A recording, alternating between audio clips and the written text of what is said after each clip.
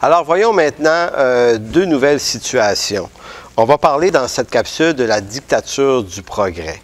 Qu'est-ce que c'est et en quoi ça pourrait être un problème, même si le progrès, dans son ensemble, c'est un phénomène d'amélioration sociale, on ne peut pas être contre le progrès, c'est bien évident. Mais de quelle façon le progrès peut devenir aussi une idéologie, au fond, nuisible? Mais juste avant, j'aimerais vous parler de deux personnes. Et je vais vous raconter juste brièvement le parcours de leur vie au cours des dernières années et je vous laisse juge de penser ce que vous voudrez bien penser. Il s'agit de deux personnes qui ont été engagées par le ministère de l'Éducation et dont le travail était l'implantation des programmes éthiques et culture religieuse dans les écoles du Québec.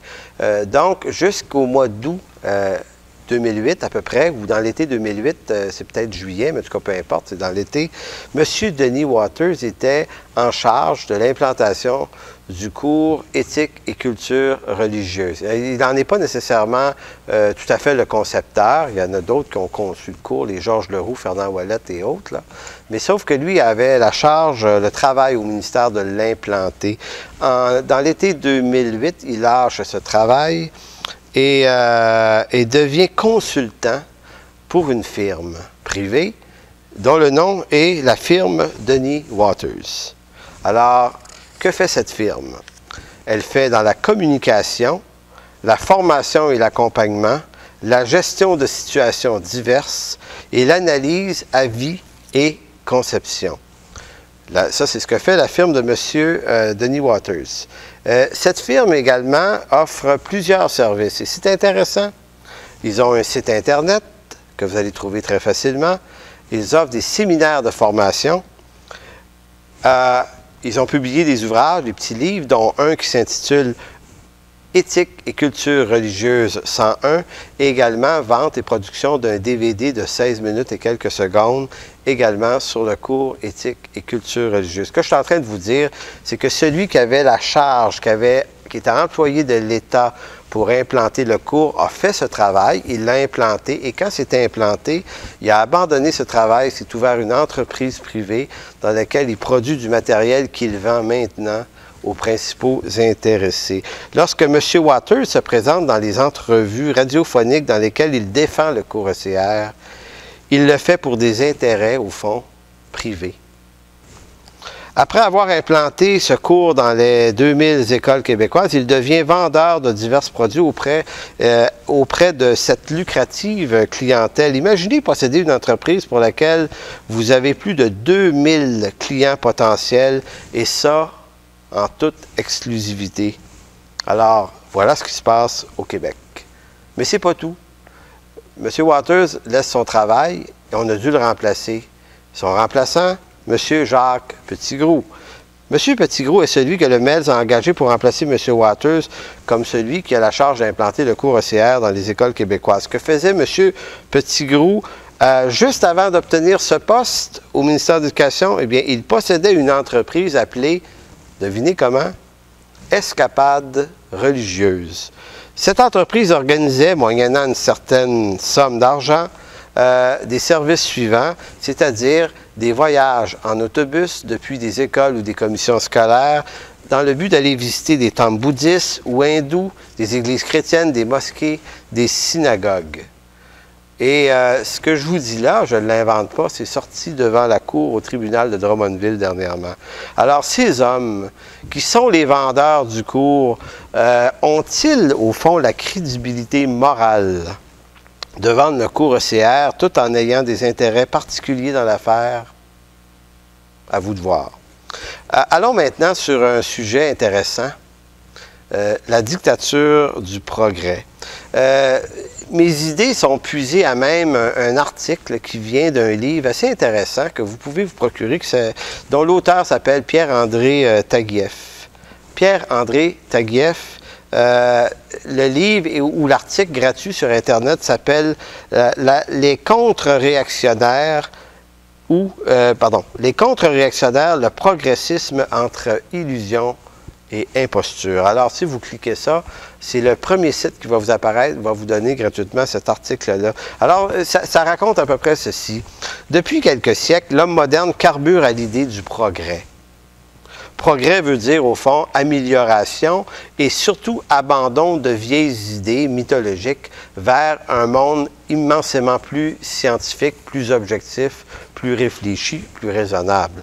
Donc, selon, pour certains, donc plus laïciste. Supposément que le laïcisme, c'est la délivrance de toutes les folies et les bêtises humaines. C'est pas clair que c'est vrai, mais c'est ce qu'on essaie de nous laisser croire.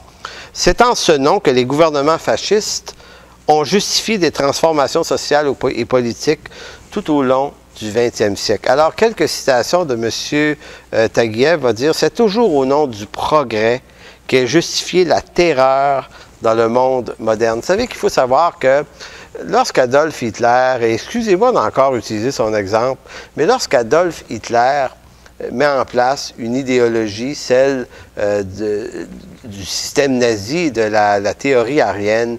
Il faut savoir que tout ça s'est travaillé à partir des années 20 alors qu'il est en prison.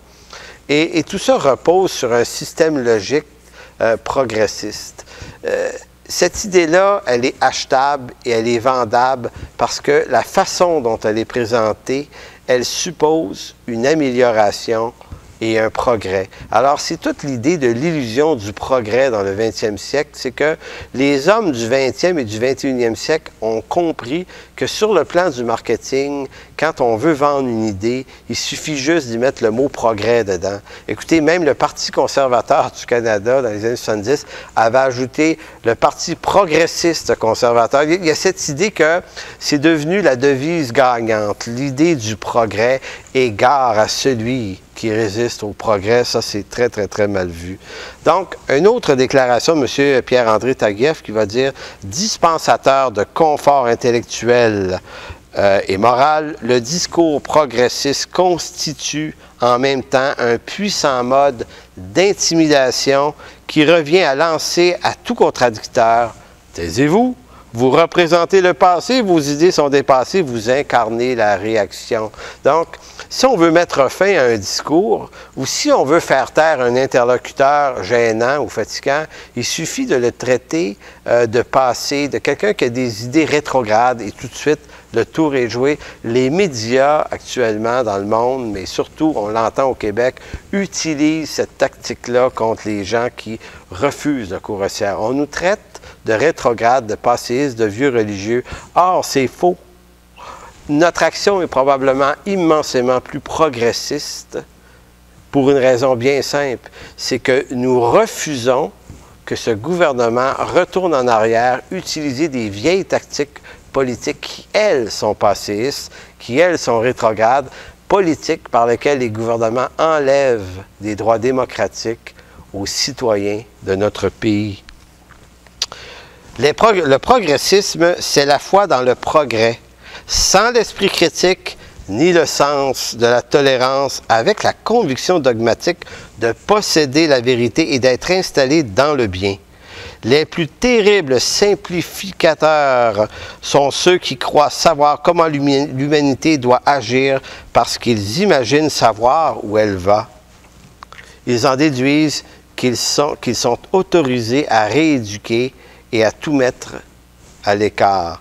Donc, il est facile de réinventer sur la base de quelques caractérisations, utiliser différents épithètes. Alors, on va traiter les gens non progressistes, de gens qui sont archaïques, rétrogrades, passéistes, réactionnaires. On va les traiter de droite, d'extrême droite, de populistes, de xénophobes, de racistes, de fascistes, de sionistes, d'ultralibérales. Bref, les épithètes ne manquent pas. Maintenant, ça m'amène à ma conclusion. Actuellement, ceux qui imposent le cours haussière le font au nom de la vérité, au nom d'un bien commun. Ayant trouvé ce bien, le tronc commun de ce bien, on l'a modifié en loi et on l'impose à tous. Vous savez, en démocratie, on reconnaît le droit à chacun de croire à sa propre version de la vérité. On a tous le droit de croire qu'on a la vérité et que notre version est la meilleure, effectivement. C'est un élément sain, ça, en démocratie. On a même le droit d'en parler et d'échanger sur cette prétention qu'on aurait la vérité, mais on n'a pas le droit d'imposer par des lois ce que l'on croit être vrai. On n'a pas le droit de l'imposer à l'ensemble pour autant. Maintenant, au Québec, ce pas vient d'être franchi par les principaux partis, PQ et PLQ. Le cours ECR est une version étatique d'un concept de vérité universelle imposé à tous. De toutes, c'est la pire des choses qui pouvaient nous arriver.